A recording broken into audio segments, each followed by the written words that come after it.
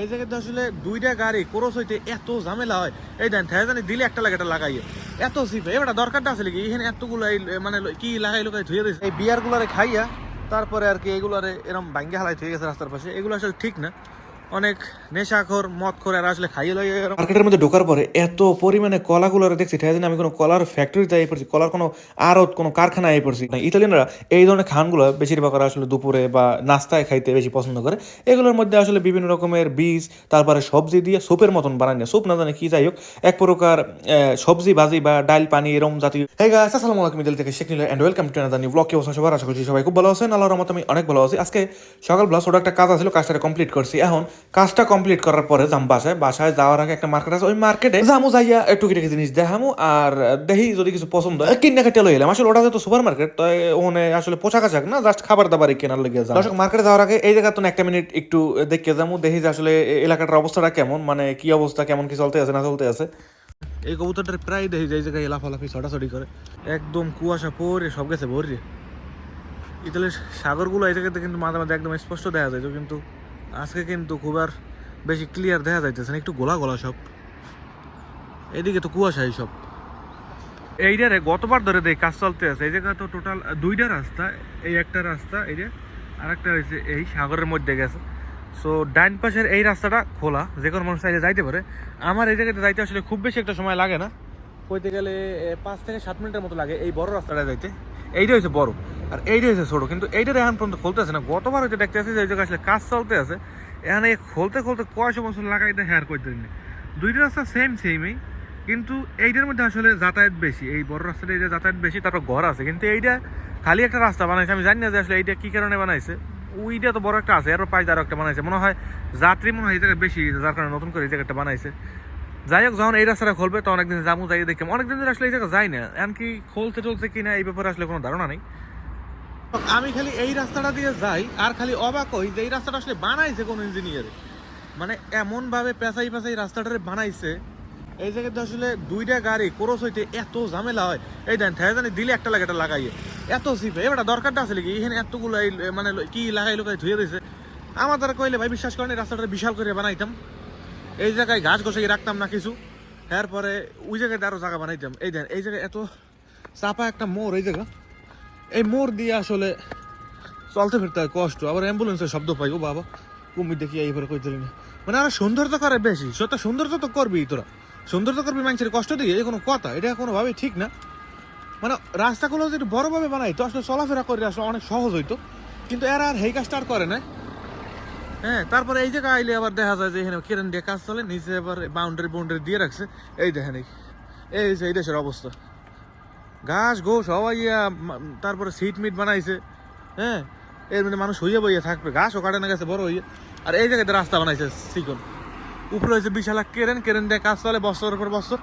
কবে এইগুলো যে ঠিক হয় না ঠিক হয় হ্যাঁ কইতে না। এই যে বিশাল একটা বিল্ডিং বানাইতে আছে, বিল্ডিং বানায় না সম্ভবত, বিল্ডিংটা ঠিক করতে আছে। যাই হোক, বানাইছে কি আর কম। সকালবেলা ইতালির আবহাওয়াটা খুব সুন্দর একটা আবহাওয়া, মানে এই সব দেশে এত সুন্দর। এই দেখেন দর্শক, এই দেখেন গ্লাস ভাঙ্গা, এই বিয়ারগুলারে খাইয়া তারপরে আর কি এইগুলারে এরকম ভাঙ্গে হালাই হয়ে গেছে রাস্তার পাশে। এগুলো আসলে ঠিক না, অনেক নেশাখোর মদখোর আর আসলে খাইয়ে লই এরকম রাস্তার উপরে এগুলো হালাই থেকে যায় গিয়া। রাস্তার মধ্যে গ্লাস ভাঙ্গা এত পরিমাণে। কিছুদিন আগেও আমার এই সাইকেলের ইলেকট্রিক সাইকেলটার পিছনের চাকাটা ঠিক করছি, প্রায় 50 ইউরোর মতো নিয়েছিল চাকাটা ঠিক করতে। 50 না 53 ইউরোর মতো নিয়েছিল, বাংলাদেশ টাকা বলতে গেলে প্রায় 7 থেকে 8 হাজার টাকার মতো দাম আসে। সো 27 হাজার টাকা দিয়ে আমার এই সাইকেলের একটা চাকা ঠিক করতে নিয়েছে। এখন যদি সামনের চাকাটা যায়, সামনের চাকা আবার এরকম লাগতে পারে। মাঝে মাঝে ছোটো মোটো জোতা পরে যদি বাইরে, যে জোতাগুলো আর কি একটু নিচে ফোম জাতীয়, ওই জোতাগুলো পরে বাইরে এলে অনেক সময় এই ধরনের জিনিসগুলো ঢোকে। কয়েকবার করে ঢুকছিল অনেক আগে, এখন আর ওই ধরনের জোতাগুলো ব্যবহার করি না খুব একটা বেশি রাস্তাঘাটে। গরমের দিনে একটু হালকা পাতলা জোতা ব্যবহার করতে ভালো লাগে, কারণ শীতকালে আসলে কেস পড়তে পারতে আর মনে চায় না যে গরমের দিনগুলো তো কেস পরি। সো গরমের দিনে নর্মাল জুতাগুলো পরার পরে আসলে মাঝে মাঝে এই গ্লাস ভাঙ্গাগুলো ঢোকে। সো সাবধান এইসব দেশের অবস্থা এইগুলো এই দেখি। স্টেশন গেলে তো মনে হয় কয়েকশো কেজি গ্লাস ভাঙ্গা মনে হয় রাস্তার মধ্যে আনা যায়। দর্শক, আমি এখন আটটে মানুষ হাঁটার রাস্তাটা দিয়ে তারপর নামতে এসেছি। এখন যেটার উপর দাঁড়িয়েছে এটা মানুষ হাঁটার জন্য আলাদাভাবে বানাইছে, আর ওটা হয়েছে মেইন রাস্তা বা গাড়ি চালানোর রাস্তা। সো মানুষ আর রাস্তাগুলো একটু উঁচা করে বানানো, যাতে করে কোনো গাড়ি খুব সহজেই যাতে এই উপরে না উড়াই দিতে পারে। এই জিনিসটা আমাদের খুবই ভালো লাগছে, যে অনেক সময় গাড়ি পার্কিং করে রাখে রাস্তার মধ্যে। সো যে কোনো মানুষ চাইলেই যাতে গাড়ি পার্কিং করতে না পারে বা হুন্ডা মুন্ডা রাস্তার পাশে না থইতে পারে, এই কারণে এই রাস্তাগুলোর একটু উঁচা করে বানায়। সো খুব শান্তিভাবে এই সব রাস্তার মধ্যে আটা যায়। অনেক রাস্তার মধ্যে দেখা যাচ্ছে গাড়ি পার্কিং করে আছে মানুষ আর রাস্তার মধ্যে, অনেক রাস্তাগুলো একদম এই রাস্তা লাগে লেভেল করে বানিয়ে নিয়েছে। সো এই রাস্তাটা একটু উঁচা, আটটাও শান্তি অনেক। আমি এখন আটটা আটটা নামতেছি, কারণ আমার সাইকেলের ব্রেকটা খুব একটা বেশি অবস্থা ভালো না। যে কোনো সময় আর কি সাইকেলের ব্রেক ছুটছে আর কি আর একদিকে যাইতে পারি, এই কারণে আসলে আমি খুব একটা বেশি সাইকেলটা ব্যবহার করতে চাই না। আটটা আটটা লেভেল রাস্তাগুলো যখন যাবো, মানে যেই রাস্তাগুলোর মধ্যে কোনো পাহাড়ি বা উঁচু নিচু নেই, এই রাস্তার মধ্যে যখন যাবো তারপর আর কি এটা চালাইতে পারবো আর কি। ওঠার সময় ভালো, ওঠার সময় তো আর ব্রেক খুব একটা বেশি করা লাগে না, এগুলো পাহাড়ি রাস্তা তো খালি ওঠার সময় খালি উঠতেই থাকে। কিন্তু নামার সময় এত পরিমাণে ডাল, ব্রেকে যদি কাজ না করে অনেক বড় সমস্যা হয়ে যাইতে পারে। এই কারণে আসলে এই সাইকেলটা ঠেলে ঠেলে আর নিরিবিলি নামতে আছি। একদিন ধরে সাইকেলটা ঠিক করতে জামু করে আর গ্যারেজে যাওয়া হয় না।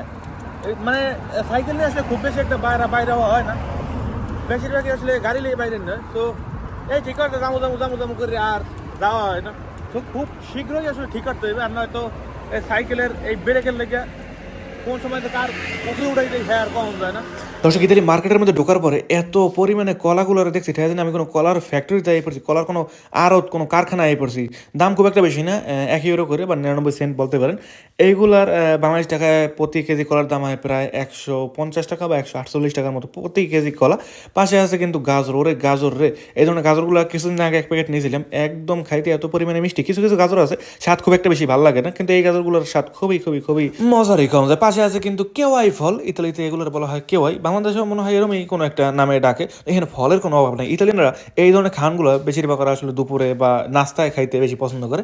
এগুলোর মধ্যে আসলে বিভিন্ন রকমের বীজ, তারপরে সবজি দিয়ে সুপের মতন বানায় না, সুপ না জানে কি, যাই হোক এক প্রকার সবজি ভাজি বা ডাল পানি এরকম জাতীয় কিছু একটা বানায়। আমার কথা ডাল ভাজি, এর মধ্যে যেরকম ধনিয়া পাতা, তারপর জিরা, আদা, রসুন, এগুলো বিভিন্ন রকমের বাংলা মশলাগুলো ব্যবহার করলে যেরকম বাংলা ঘরে নাই, এই সব দেশের ওরা মতন করে রান্ধে, খুব একটা বেশি স্বাদ লাগে না বা কেমন জানি স্বাদ। যাই হোক দর্শক, এরপর আমি এই জায়গায় এত সুন্দর কলা না লই আর পারলাম না, ওই জায়গায় অল্প কিছু কলা নিয়ে নিছি। কতটুকু নিয়েছি কইতে না, কারণ এই জায়গায় ওজন মাপার মেশিনে মাইপেন লই নেই, যতটুকু লইছি সোহের আন্দাজে লইছি। কাউন্টারে যাওয়ার পর হ্যাঁ টাকা দিলে হ্যাঁ ওজন মাইপে টেপে টাকা কয় টাকা হ্যাঁ কই দেবে। এই ধরনের খামগুলাই ওরা আর কি বেশি খাইতে পছন্দ করে। কত রকমের প্যাকেট করা খাবার, এই যে এইটা হচ্ছে প্যাকেট করা সবজি, এই ধরনের এই সালাদের মধ্যে বা এই লেটুস পাতার মধ্যে যদি কোনো বলে একটু অলিভা তেল, তারপর একটু টমেটো, তারপর এই যে গাজরগুলো আছে এগুলো মিক্স করে যদি কোনো রকমের মরিচ বা ঝালের ব্যবস্থা করানো যায়, খাইতে কিন্তু সেই মজা হয়। এগুলো হচ্ছে ফঙ্গি বা ওইটা কি কয় আমাদের দেশে কয় মনে হয় কি মাশরুম কয়, মাশরুম। দর্শক এগুলো হচ্ছে মনে হয় মিষ্টি কোমরের ফুল। এই ধরনের ফুলগুলো বিভিন্ন ধরনের মশলা তারপরে বেসন বসন দিয়ে ভাজে ইতালি মার্কেটেও কিন্তু বিক্রি করে, খাইতে অনেক মজা, কয়েকবার করে খাইছিলাম। এইগুলো হচ্ছে সব বাদামের একটা আড়ত বলতে পারেন। কত রকমের বাদাম চাইয়ে দেন, মানে যার জোর দূর লাগে যে বস্তা ভরি দেও না হ্যার পরে মনে হয় কমবে না, এত বাদাম যে করতে না হয়। আসলে ইতালিতে মনে হয় বাদামের লেগে সেরা এই কমন যায়, যে এত রকমের বাদাম আমি আমার জীবন দেখিনি। প্রত্যেকটা মার্কেটে গেলে এইখানে তো কমেই আছে, কিছু কিছু মার্কেটে গেলে এমন এমন বাদামের নামও কইতে না। এই যে এই জায়গায় আইসক্রিমের কোন লান দেওয়া যাইতেছে, এটা কি কয় বা কেমনে খায় হ্যাঁ কইতে না। এখানে বাদাম দিয়ে কত রকমের আইটেম বানানি আছে, আর এর একটার স্বাদ এক এক রকম। যাই হোক দর্শক, আজকের এই ব্লগ এই পর্যন্তই। এই কলালো এই বাইরে গেলাম, আর তেমন কোনো কেনাকাটা করি না, এবার আস্তে আস্তে বাসার উদ্দেশ্যে যাবো গিয়ে। তো দেখা হবে পরবর্তী কোনো নতুন ব্লগে। ভালো থাকবেন, সুস্থ থাকবেন, নিজের খেয়াল রাখবেন। বাই বাই সবাইকে।